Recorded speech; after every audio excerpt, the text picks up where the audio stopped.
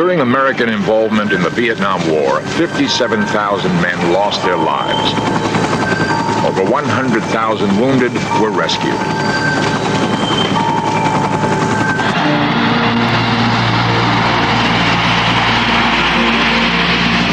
During air missions over the jungles of Vietnam and Laos, over 1,000 Americans were shot down or lost control of their planes.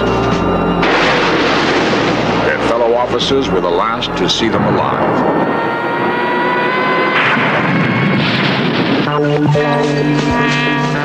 What happened to our servicemen who went down behind enemy lines? Men who were known to be alive on the ground. Could new evidence mean that Americans are still alive in the jungles of Indochina?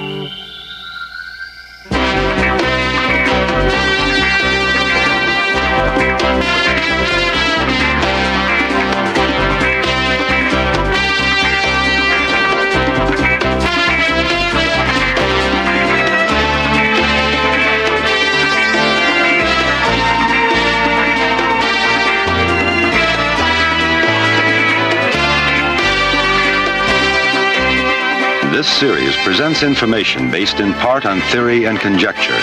The producer's purpose is to suggest some possible explanations, but not necessarily the only ones, to the mysteries we will examine.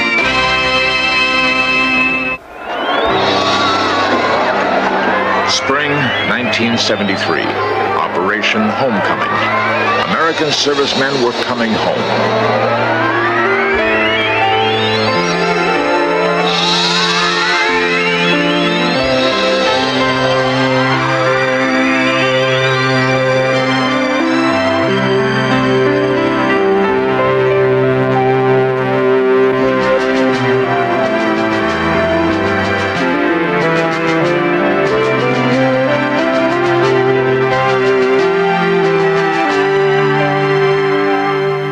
Nearly 10 years have passed since that day of reunion. Today, the families of 2,500 men who didn't come home wonder what has become of them. Over 100 of those men were confirmed POWs at the war's end, and 1,300 were listed as missing in action. Bat Masterson was probably best known as a funny man, a kidder, a guy with a great sense of humor. He married Fran in the spring of 1968, and he headed off to war. 6 months later, while flying in formation over Laos, the pilot of another plane heard Bat's message of trouble. He was experiencing vertigo. He was bailing out. The years have not dimmed the memory of that day for Fran and her daughter Sherry. All that day I had a very uneasy feeling, and I couldn't, my throat was like it was closing or something. I just felt very, very strange. And I was thinking of Bat all the time, and I felt like something had happened to him, but I wasn't sure. And the next day, it was about 11 o'clock on October the 14th, which in retrospect was the day after he had gone down. There was a knock at the door, and I opened the door, and there were 2 Air Force men at the door. And I knew something had happened to him, and I closed the door in their face. And one of them had gotten their foot in the door, and he was saying, "Mrs. Masterson," and I'm screaming at him to go away, go away. I didn't know what they were telling me. They said that, you know, your husband is missing in action, and I figured he was dead. I didn't know what missing in action really meant.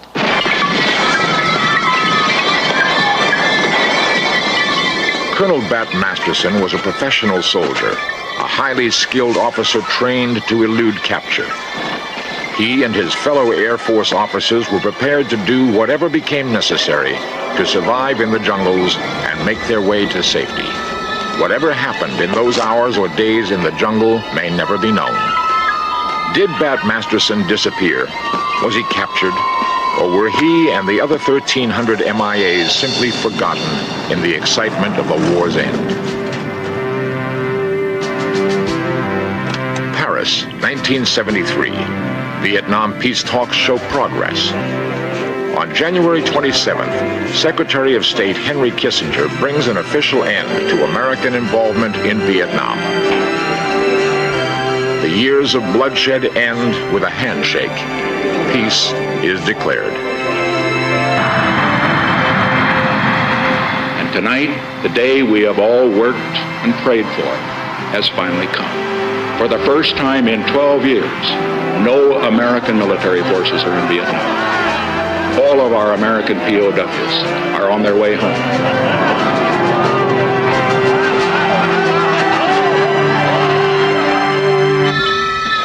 But what became of the 1,300 MIAs, the 100 known prisoners of war?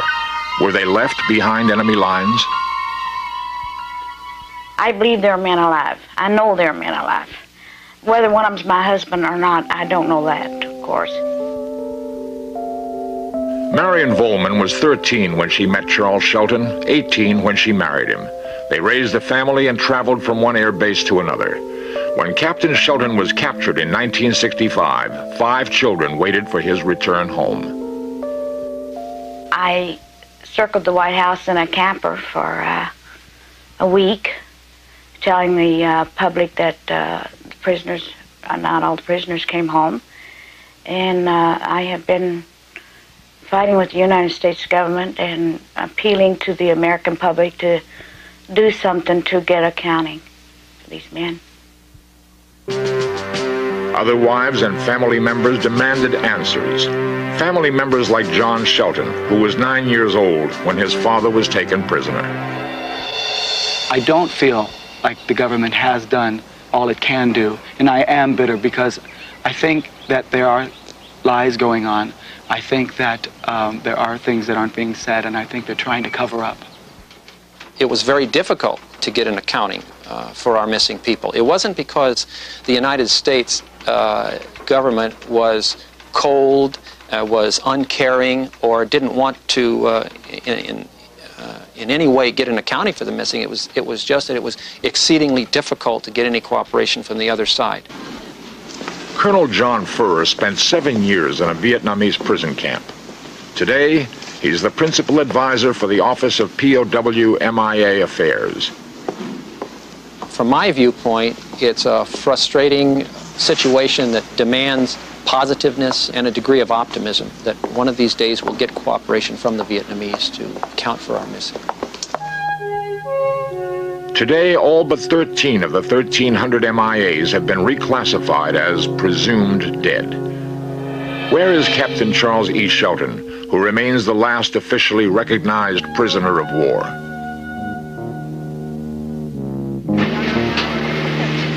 Confined to a wheelchair as a result of his treatment at the hands of his captors, former POW Thomas Nixon believes there are servicemen alive in Vietnam. His concern led him to serve as the National Service Officer for the American Ex-Prisoners of War. For Vietnam, there were basically 3 different types of prisoners. The first group were officers, better educated. They would fly over North Vietnam and they would be shot down.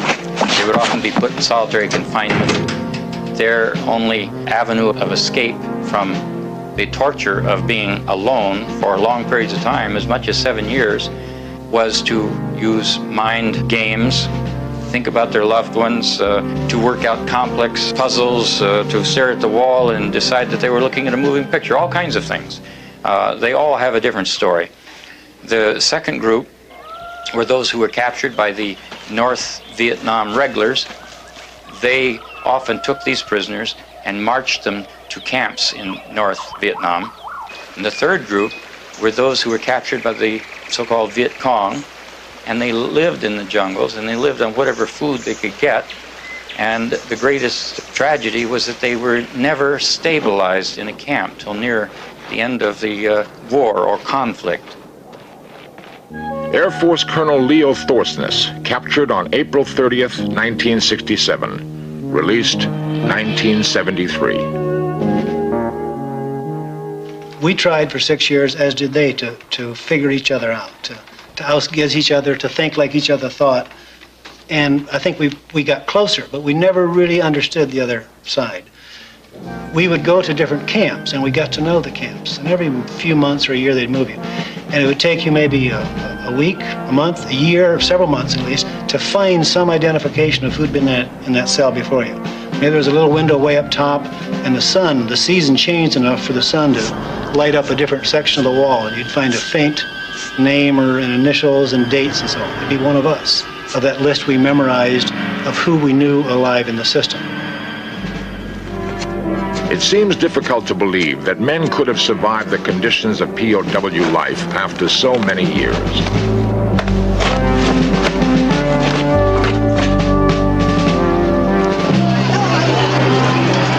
With the post-war flight of Vietnamese refugees came disturbing stories. They came from boat people as rumors, later confirmed by lie detector tests. They were the stories of Caucasians seen in the jungles, in caves, in prison camps. Live sighting reports of Americans held in Southeast Asia number over 1,000. 300 of these sightings are first-hand. 1976. 3 years after peace is declared, a number of Americans were spotted in Laos. Another first-hand sighting reported 4 Americans held at Tan Khan. At Kanto Prison in the Mekong Delta, one refugee claims he saw 3 Americans held among the 800 prisoners. 1980, a number of Americans previously held in Hanoi were seen in Han Tan. The director of the Defense Intelligence Agency, which has responsibility for investigating all of these reports, testified before Congress, a subcommittee of Congress, that relative to Americans that are unaccounted for, at this time he's been unable to substantiate the information, and that they cannot correlate it with any missing or any unaccounted for Americans. The remains of 1,100 soldiers were never returned. One sighting claims that 400 bodies were in a warehouse near Hanoi. When investigated, it was found empty. Were the bodies removed?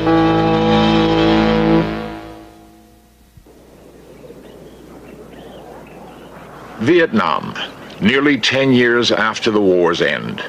Do camps holding American prisoners still exist? Are they the places of squalor and brutality described during the war? The question is why? Why hold Americans captive today? Ann Griffiths, Executive Director of the National League of Families, has some answers.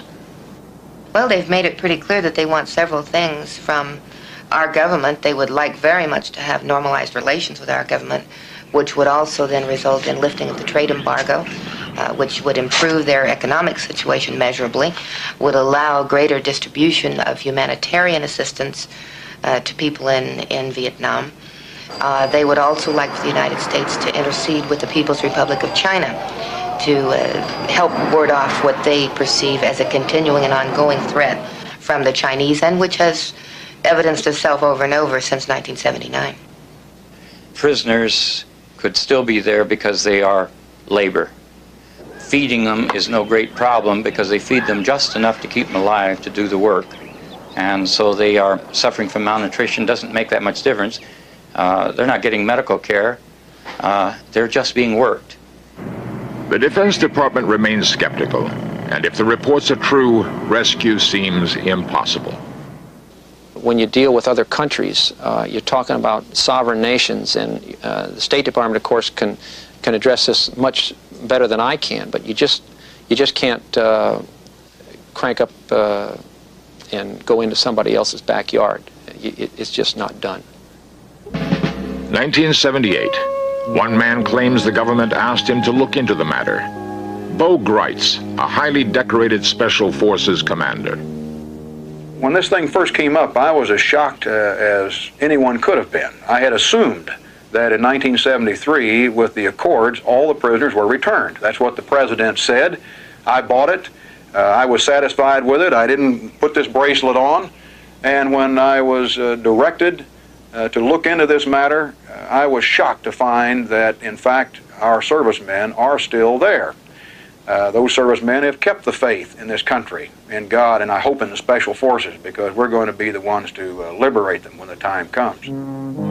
A rescue operation was devised. 13 former Green Berets were assembled at a camp in Florida. Training began. these people left their way of life. They dropped their job instantly. They left their wives, their families, their occupation. They left it on a phone call from me that said, "We have information about American prisoners, and I'd like for you to be a part of a rescue operation." Now the big problem. If they're alive, where are they being held? And how are we going to get them out? Maps were scrutinized for the safest possible plan. The men trained around the clock, honing the skills they had used to fight a war 15 years ago. Spring 1980, Operation Velvet Hammer is ready to go. We were into phase 2 when we got word to stand down. The word was simply that the president is excited about this and he's going to do it with government forces. And therefore, we were requested to stand down. Since we are not at any time on the outside of the law with this thing, we deferred to our country, be it right or wrong. Now that I look at it, of course, it was a wrong decision. May 1980. The United States stages its own raid. The plan was to send in Laotian ground forces to confirm the presence of Americans seen in U.S. satellite pictures. The Laotians claimed they found no one. I think what happened to them, intelligence gave them a good package. They just weren't able, with all of their analysts and requirements, to get it together quick enough to respond. Suddenly, they ran out of weather, they ran out of information, and rather than just say, "Hey, we blew it," they're saying, "Look, we did our very best. We've even got 2 Laotian indigenous patrols that say there weren't any Americans there. And so we'll try again next year." But how can you call the ball game off because of rain in Laos when we got prisoners still over there who have kept faith? The Defense Intelligence Agency will always pursue these investigations pertaining to the unaccounted for Americans with the idea that there is at least one or more Americans being held against their will in Southeast Asia. And the reason that they will proceed from this position is that any other attitude, anything less than that, would not give them the incentive or the enthusiasm or the vigor which this important issue commands. Of going back to Washington, D.C. and dealing with the State Department and the Department of Defense and all their classified material that they won't let us see and everything, I don't believe anything they say. October 1968, Bat Masterson disappears, leaving behind the beginning of a new life. Marion Shelton kisses her husband goodbye one morning in 1965. Time has passed, children have grown up, but the years are filled with uncertainty and loneliness.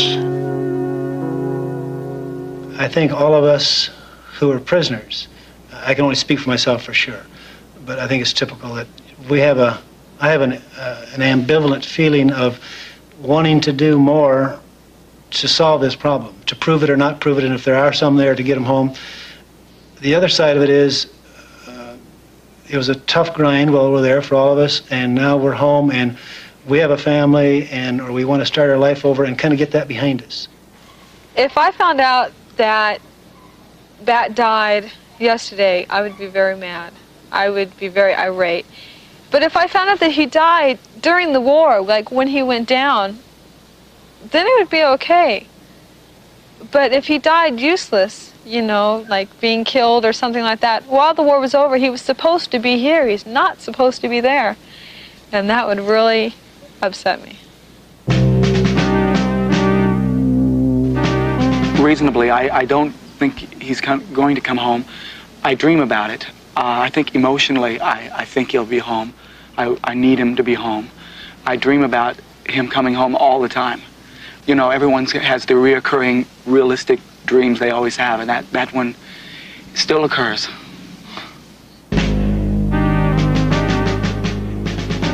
I could take it if my husband was dead, if I knew that he was dead. And of course, I would love for him to be alive.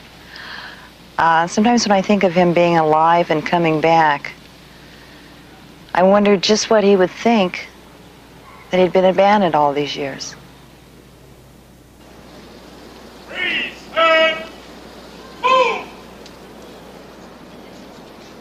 It is important for us to bury our dead, to pay them tribute, to recall their memories, to lay them to rest. But can we lay to rest a memory that may still be alive?